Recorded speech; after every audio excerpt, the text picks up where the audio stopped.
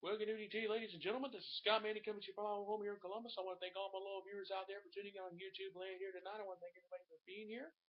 I got a lot of news and notes. I got everything. I got a lot of stuff I want to cover tonight, so I'm just going to go ahead and just jump right into it. The Boston Red Sox edged the Cincinnati Reds tonight on Yomis Cepeda's home run in the top of the eighth inning after being brushed back. Cepeda's got payback on Jonathan Broxton as Boston beat Cincinnati tonight 3-2. The Indians were to rain down tonight against Arizona. They will have a day-night doubleheader tomorrow, so we'll see what happens from there. So the Reds are still trying to claw their way back into the National League Central Division race. I will get back to that here in just a moment. The Pittsburgh Pirates beat the Detroit Tigers this evening as Edison Vasquez picked up his 10th win of the season. Manager Clint Hurl did his best to ignore the doubters when the Pirates took a $5 million filler on Edison Vasquez. That's why they called it noise. Hurl said, "Funny, it's quiet now." Quote unquote. The Kansas City Royals winning streak ends at 8 games as the Oakland A's combination of John Lester and Josh Donaldson was too much for Kansas City tonight. John Lester pitched 6 strong innings tonight, and Donaldson homered twice and drove in 4 runs as the A's won 11-3, snapping the Royals' 8-game winning streak. So that's basically pretty much all the news I got. I got a lot of stuff I want to cover here in just a second here.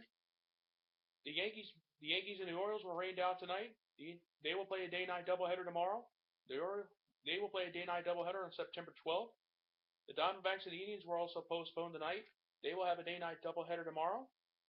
The Rangers beat the Rays tonight 3-2 in 14 innings tonight. The Astros beat the Twins 10-4.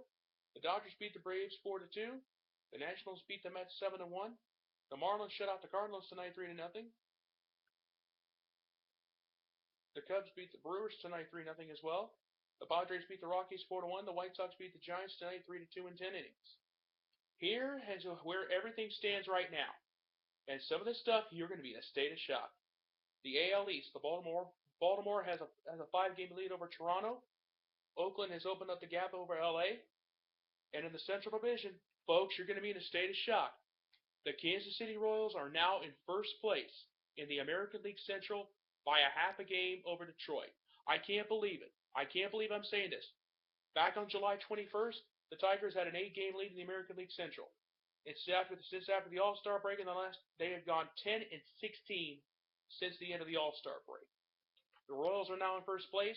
Will that last all the way to the end of the season? We'll find out here in the near future. Justin Verlander, he got taken out of the game last night. Matt Sanchez, he's on the DL. And there's a couple of other people from the Tigers that are on the disabled list as well. So we'll wait and see what happens from there. And as we go on down the road. Here's how things stand in the National League. The Nationals lead the Braves by 5. The Dodgers lead the West. And in the National League Central, Milwaukee has a 1.5 lead over Pittsburgh, with St. Louis now 3 games back. So right now, that's what the races look like up to the minute, and we'll keep you up to date on what happens this week, and I'll keep you up to date here in the near future. Well, I got some news from the NBA as well. It is official. Shelley Sterling's sale of the LA Clippers is done, and the organization has a new owner, in former Microsoft CEO Steve Ballmer. So the Clippers deal is finalized, and the NBA has filed a counterclaim in federal court against Donald Sterling and the Sterling Family Trust, saying he caused devastating and incalculable harm to the league. The counterclaim was in response to an antitrust lawsuit Sterling filed in June against the NBA and Commissioner Adam Silver, seeking $1 billion in damages. You know what? If Donald Sterling loses if the NBA wins this counterclaim, I'm going to laugh so hard because Donald Sterling brought this on himself. He was the one that made all the racist remarks. He got banned from the NBA for life. He should not be allowed to own the team. And you know what? Maybe the Clippers organization, maybe finally we can move on to some semblance of order in the world of basketball. Because he brought this on himself. And that's all I got to say. And you've heard me say this before. Shame on you, Donald Sterling, because you don't belong in the league. That's all I got to say about that. Also, too, the NBA will announce Wednesday that LeBron James will play his first game in Miami since returning to Cleveland. The game will be on Christmas Day, according to sources on the league's new schedule. The NBA's new schedule will be released at 6 p.m. on Wednesday on an NBA TV special. It predictably sends LeBron to face Dwayne Wade, Chris Bosh, and the rest of the Miami Heat in a marquee match on the marquee date of the league's regular season calendar after James' decision last month to return to Cleveland. So, you better watch out, LeBron. There's going to be a lot. I'm going to say this to you, and I'm going to say this to a way I care. In a caring human being in myself. You better be careful, LeBron. Remember what you did 4 years ago in Cleveland? You're going to regret that now, because I'm going to tell you this. There's people in Miami that are going to want your head after what you did to them. Okay, you brought up a couple of championships. It doesn't matter what you do in Miami. You decided to go back to Cleveland. So, when you coming back to Cleveland, you better bring your A game, and you better straighten up the Cavaliers organization and fast. Because right now, after what you did to Andrew Wiggins, sending him to Minnesota, after the Cavaliers drafted him #1, because you want to be buddy-buddy with Kevin Love, I'm going to say this to you. You and Love better have a good team, and you better have a good season. And that's all I got to say about that, and I'll be back with more here in just a second. But on a little bit more of a somber note tonight, now, everybody knows by now what happened with Tony Stewart at the Canandaigua Speedway in New York. As driver Kevin Ward lost his life in an accident with Tony Stewart as he went ahead and sat out the race at Watkins Glen. At this time, there are no criminal charges pending against Tony Stewart at this time. However, the case is an open case. The investigation is still pretty much open. So Tony Stewart, I think he's going to be racing with a little bit more of a heavy heart the rest of the season. I think he's going to have a few things on his mind. I think he's going to have a little bit of a disappointing rest of the season because of what happened. I didn't see the wreck because I don't think Stewart saw him. To be honest with you, he just jumped. I think Kevin Ward Jr. jumped out of the car.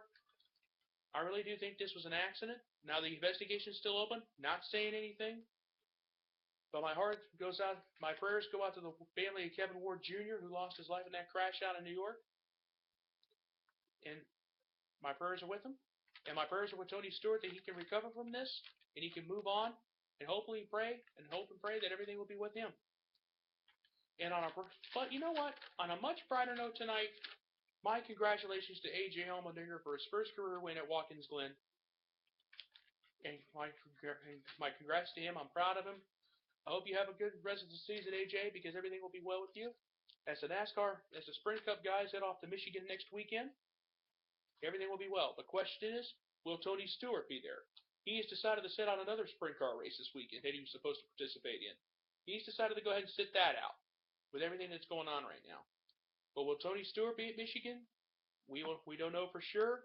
If I do hear anything about that, I will pass that along to you. But my prayers go out to Tony Stewart this evening, and everything will be well, along with the families of Kevin Ward Jr. But I want to thank everybody for tuning in. But you know something? But I got something I want to pass along to you. I'm done with the notes here, but there's something I want to let you know.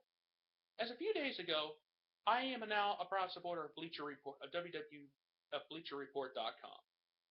A couple of days ago, I sent a link to all my friends on Facebook and Twitter. The question is, who do you think is the most? I'm going to ask you guys a question, and I'm sure you've probably seen this by now. But who do you think is the most hated football? Who do you think is the most hated team in college football, all over the country? Can you believe it's the Michigan Wolverines? Michigan, they're hated all over the country because think about it. USC hates them, UCLA hates them, Michigan State hates them. You know the hatred that we have for Ohio State. But I was astounded by that. So I decided to go ahead and send a link. It's on my Facebook page. I sent it to all my Facebook viewers. I put it on Twitter. I would like for you folks to have it when you have a chance to take a good long look at it, because I found that out, and I found that kind of shocking. My Aunt Joanne, she's actually liked it because she knows how much I hate Michigan, and everybody in my family hates Michigan. The only thing that the state of Michigan's good for is the Speedway. But anyway, that's for another time. But I also sent another link on Bleacher Report. Do you know that the most hated team in Major League Baseball all over the country is the New York Yankees? Honestly so. So I put that on my link. That's on my Facebook page. It's on Twitter. I got that on Twitter. I got that on Facebook. I figure I pass it along to you because it shows, both links show who is the most hated teams in sports from all over the country. It's not just Michigan, but there are other teams in other regions. And you'll if you take a look at my Facebook page, it's on there. You'll just have to go look for it. It's because I've already archived it. It's already in there. So I figured I'd just pass that along to you tonight. So with that in mind, I am going to go ahead and sign off for the night. I want to thank all my loyal viewers out there in YouTube land. I want to thank everybody. If you have any questions, if you want to drop me a line, if you have any questions, if you want to leave me a comment, I'm on Facebook, I'm on Google+, and I'm on Twitter, and I'm on Facebook. So, until tomorrow night, this is Scott Manning saying good night, good luck, and thank you. And I thank you